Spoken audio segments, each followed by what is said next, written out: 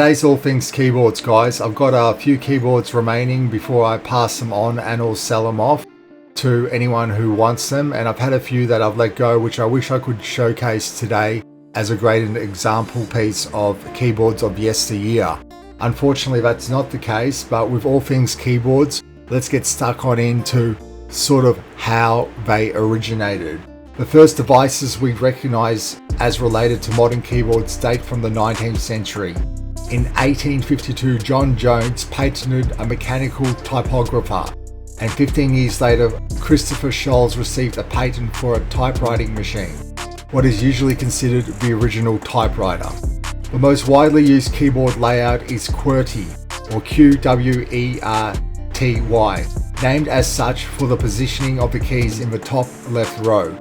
Christopher Latham Scholes and Carlos Glidian produced the first typewriter featuring the QWERTY layout in 1874. And though there have been minor changes over the past centuries, for the most part, it has remained consistent.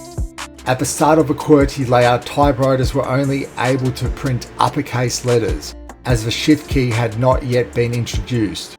One problem that arose after the shift key was added was that holding down the shift key to type more than one letter at a time was particularly difficult on early typewriters. This led to the shift lock key later to be renamed caps lock by modern typists.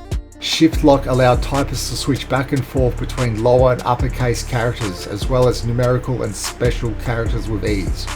There are two major types of computer keyboards nowadays, basic and extended. The basic keyboard contains 104 keys and is enough to perform all the functions that can be done on a Windows PC.